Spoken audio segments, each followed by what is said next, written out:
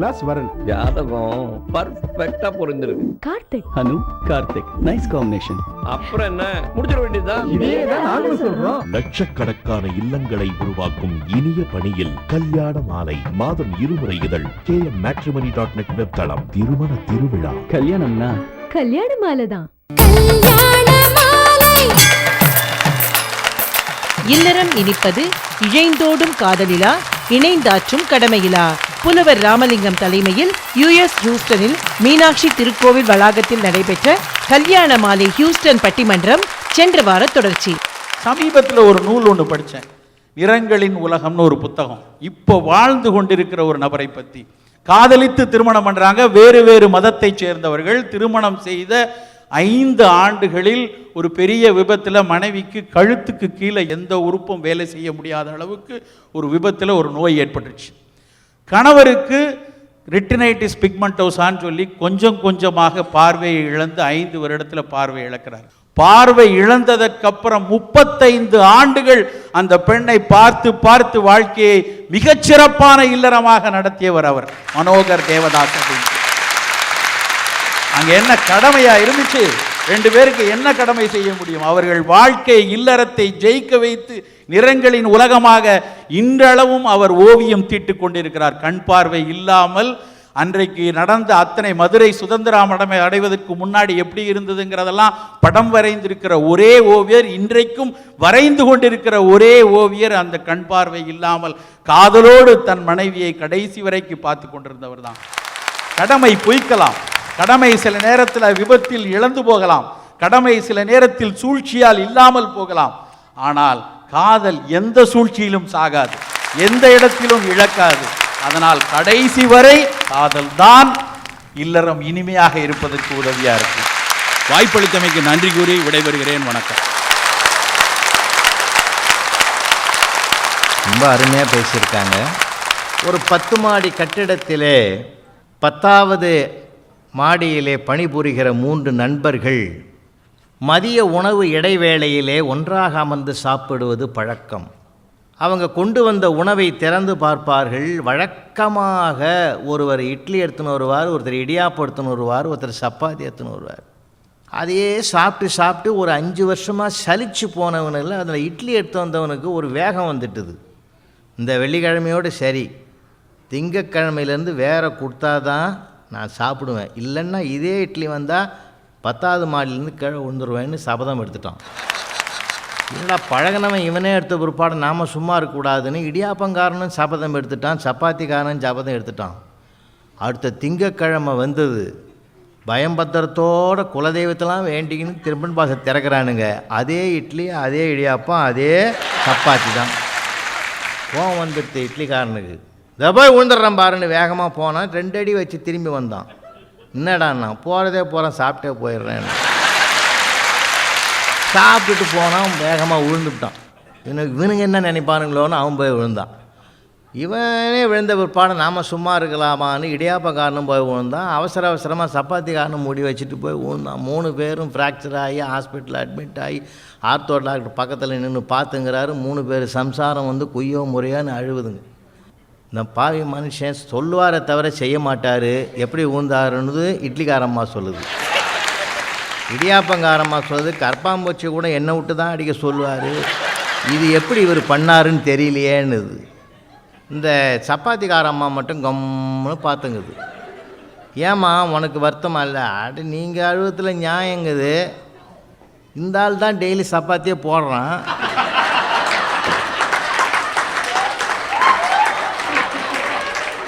இந்த ஆள் ஏன் ஊந்தான்னு எனக்கு தெரியல. இன்னும் இப்படி ஒரு சபதம் எடுத்தாலும் மாற்றிக்கலாம்ல. எப்பயுமே வாழ்க்கை என்பது நமக்காகவே தவிர அடுத்தவர்களுக்காக இல்லை. அடுத்தவர்களுக்காக நினைக்கிற போது இந்த சிக்கல் வரட்டும். திருமணம் நிச்சயமானவுடன் உங்கள் குடும்பத்தில் ஒருவராக இருந்து உங்கள் பொறுப்பில் மிகப்பெரிய பங்கெடுத்துக் கொண்டு அழகாகவும் அனைவரும் மெச்சும்படியாகவும் நெஞ்சை விட்டு அகலாத நினைவாகவும் திருமணத்தை நடத்தி தர அதிதியை தொடர்பு கொள்ளுங்கள்.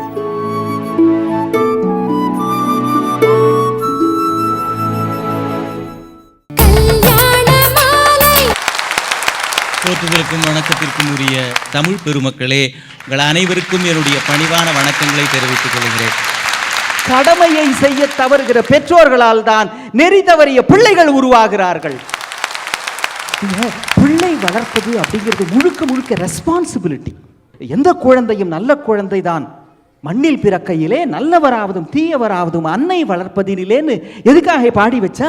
ஒரு பிள்ளை வளர்ப்பதுன்றது முழுக்க முழுக்க பொறுப்புங்க. அதை கொஞ்சம் கூட மாற்றவே முடியாது. நான் இப்படி சொல்றேன், அன்பு பாசம் காதல்னு வருகிற பொழுது உலகம் முழுவதும் இருக்கிற பெற்றோர்கள் ஒன்றுதான். ஆனால் வளர்க்கிற விதம் பொறுப்பு இல்லாமல் போகிற பொழுதுதான் தவறான பாதையில் பிள்ளைகள் போய்விடுகிறார்கள். சார், எங்க வீட்டில் நான் சொன்னேன் சார், நம்முடைய இந்திய கலாச்சாரம், பாரம்பரியம், மனித நேயம், மற்ற உயிர்களிடத்தில் அன்பு, இதெல்லாம் பெற்றவங்க தான் பிள்ளைகளுக்கு சொல்லி கொடுத்தனோன்னு. அவ ஒன்னே நான் ஏதோ பெரிய நாசா சீக்கிரட்டை சொல்லிட்ட மாதிரி, உங்களுக்கு எப்படிங்க இதெல்லாம் தெரியுதுன்னா. ஒரு மணி நேரம் கழிச்சு எங்கள் வீட்டில் பப்பி தூங்கிக்கிட்டே இருந்தது, நாய்க்குட்டி. என் பையன் சும்மா எல்லாம் போய் அதை சீண்டினான். இவன் சொன்ன, தவறா, ஒரு நாய் தூங்குறப்போ டிஸ்டர்ப் பண்ணக்கூடாது, பாவம், அது எளிய ஜீவன். அப்பா சொன்னாங்கல்ல, நீ டிஸ்டர்ப் பண்ணக்கூடாதுன்னா. எனக்கு சந்தோஷமா போச்சு. நம்ம சொல்றத சில சமயம் கேட்க கூட கேட்குறாளே. 2 நாள் கழிச்சு என் பையன் டிவியில் கிரிக்கெட் மேட்ச் சத்தமாக வச்சு பார்த்துட்டு இருக்கான். அப்போ உள்ள நான் தூங்கிட்டு இருந்தேன். இப்போ உடனே அவன்கிட்ட சொல்றா, தபாரு, நான் அன்னைக்கே சொன்னல, ஒரு நாய் தூங்குறப்ப கூட தொந்தரவு பண்ணப்படாது. நான் ஒன்று கேட்கிறேன் நடுவர்களே, நினைத்து பாருங்கள், இங்கே செல்வ செழிப்பில் இருக்கிற பூமி இது. அரேபிய மண்ணுக்கு நாம் போயிருக்கிறோம் நிகழ்ச்சிகளுக்காக. அங்கே 100 மாடி கட்டடத்தை கட்டி கொண்டிருக்கிறார்கள் ஏழை தமிழர்கள். அங்கே இருந்து அதற்கு பெயிண்ட் அடித்து கொண்டிருக்கிறார்கள், கட்டட வேலையில் ஈடுபட்டு கொண்டிருக்கிறார்கள். அங்கே இருக்கிற அந்த இளைஞர்களுக்கு எல்லாம் வீட்டில் இருக்கிற மனைவியோடு காதலில் கிடைக்கிற சுகம் என்பது அவர்களுக்கு சுத்தமாக இல்லை. அவர்கள் எங்கோ இந்தியாவில் குக்கிராமத்தில் இருக்கிறார்கள். கொதிக்கிற வெயிலில் இந்த ஏழை தமிழ் சகோதரர்கள் வேலை செய்து கொண்டிருக்கிறார்கள். என்ன காரணத்தினால்? மனம் முழுவதும் அவர்களுக்கு இருக்கிற ஒரே எண்ணம் தான், வீட்டில் இருக்கிற தன்னுடைய தம்பி தங்கைகள் நன்றாக படிக்க வேண்டும், தன்னுடைய அக்காவுக்கு திருமணம் நடக்க வேண்டும், அப்பாவினுடைய மருத்துவ செலவுக்கு பணம் வேண்டும் என்கிற கடமை உணர்ச்சி தானே அவர்களை அங்கே கொண்டு போய் நிறுத்தி இருக்கிறது. தப்பி தவறி அவர்கள் கீழே விழுந்து விடலாம். ஆனால் நான் கீழே விழுந்தாலும் என் குடும்பம் எழுந்து நிற்க வேண்டும் என்கிற கடமை உணர்ச்சி அல்லவா ஏழை தமிழனை அந்த எல்லைக்கு எடுத்து போயிருக்கிறது. நடுகிறவர்களே, இப்படி சொல்லி நிறைவு செய்கின்றேன். தமிழின் பேரில் இங்கு இருக்கிற எல்லோருக்குமே காதல் இருக்கிறது. ஆனால் தமிழ் சங்கம் என்று வருகிற பொழுது அது ஒரு பொறுப்பாக மாறிவிடுகிறது. ஒவ்வொருவரும் ஏதோ ஒரு பொறுப்பை எடுத்துக்கொண்டு அதை செம்மையாக நடத்துகிற பொழுதுதான் இந்த தமிழ் சங்கங்களே அவரவர்களுடைய தமிழ் காதல் மேலும் வளர்வதற்கும் அந்நிய மண்ணில் அருமை தமிழ் வளர்வதற்கும் காரணமாக இருக்கிறது. எனவே காதல் எங்கே இருந்தாலும் அது சிறப்பாக மேலும் மேலும் செழிக்க வேண்டும் என்றால் கடமை உணர்ச்சி உள்ளவர்கள் தான் அதை கட்டி காக்கிறார்கள் என்பதை எங்கள் அணியில் இருக்கிற திரு கோவிந்தன் சொன்னது போலவே, கனம் நடுவரவர்களே, கடமைக்கே என்று நீங்கள் தீர்ப்பு கொடுத்தால் நிச்சயமாக நீங்கள் வந்த நோக்கத்தில் எங்களுக்கு எந்த சந்தேகமும் இருக்காது என்று கூறி நிறைவு செய்கிறேன். நன்றி, வணக்கம். அன்பு பெரியோர்களே, அருள் நிறைந்த தாய்மார்களே, ஆற்றல் வாய்ந்த இளைஞர்களே, மெத்த படித்த பேச்சாளர் பெருமக்களே, பாரதி கலைமன்றத்தினுடைய தலைவர் உள்ளிட்ட அத்தனை நிர்வாக பெருமக்களே, எங்களை அன்போடு அழைத்து வந்து பெற்ற பிள்ளைகளைப் போல் பராமரித்து உற்ற தாயாகவும் தந்தையாகவும் சகோதரனாகவும் வழிகாட்டிய வணக்கத்திற்கும் பாராட்டுதலுக்குரிய பண்பாளர் ஐயா மோகன் அவர்களே, அன்பு சகோதரியார் திருமதி மீரா நாகராஜன் அவர்களே, அத்தனை பேருக்கும் நன்றி கலந்த வணக்கத்தை இந்த நேரத்திலே பணிவோடு தெரிவித்துக் கொள்வதிலே நான் பெருமைப்படுகிறேன். ஒரு நல்ல தலைப்பு, ஒரு ஆரோக்கியமான வாதம். நமக்காக வாழுகிற அந்த நல்ல இல்லறம் இழைந்தோடும் காதலில் இனிக்கிறதா, இணைந்தாற்றும் கடமையில் இனிக்கிறதா? அருமை பெரியோர்களே, அறிவார்ந்த இந்த திருக்கூட்டத்தை நான் வணங்கி மகிழ்ந்து ஒவ்வொரு வார்த்தையும் நீங்கள் வரவேற்பு கொடுத்தீங்க. பாரதி இங்கு நிலை பெற்று வாழ்கிறார். உடலை அழகாக்க 1000 வழிகள் இருக்கிறது. உள்ளத்தை அழகாக்க ஒரே வழி, அன்பு வழியை தவிர உலகத்தில் வேறு வழி இல்லை. அழகுக்கும் அன்புக்கும் என்ன வித்தியாசம்? அழகானவர்கள் திரும்ப பார்க்க வைப்பார்கள், அன்பானவர்கள் திரும்ப நினைக்க வைப்பார்கள்.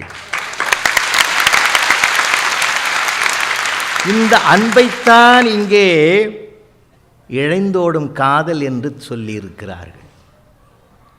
கணவனும் மனைவியான பிறகு ஒருவருக்கு ஒருவர் என்ன உயர்வு இருக்கிறது, தாழ்வு இருக்கிறது, என் படிப்பு என்ன, என் பதவி என்ன, என் பட்டம் என்ன, என் வருமானம் என்ன, ஒன்றும் கிடையாதுங்க.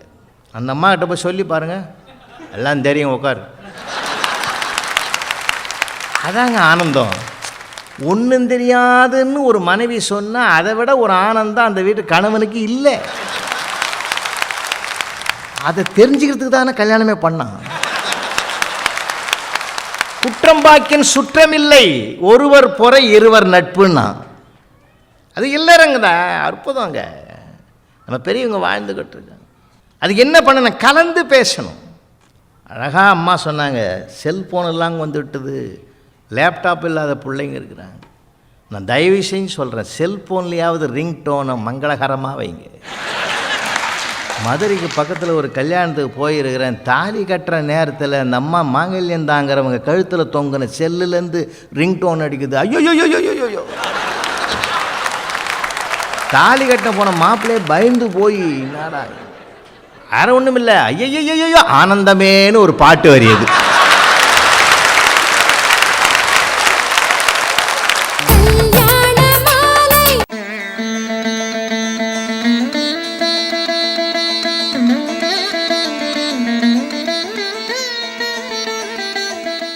ஃபர்ஸ்ட் கிளாஸ் வரன். ஜாதகம் பர்ஃபெக்டா பொருந்திருக்கு. கார்த்திக். அனு கார்த்திக், நைஸ் காம்பினேஷன். அப்புறம் என்ன, முடிச்சிட வேண்டியதுதான். லட்சக்கணக்கான இல்லங்களை உருவாக்கும் இனிய பணியில் கல்யாண மாலை மாதம் 2 முறை இதழ் KMmatrimony.net வெப்தளம். திருமண திருவிழா. கல்யாணம்னா கல்யாண மாலை தான்.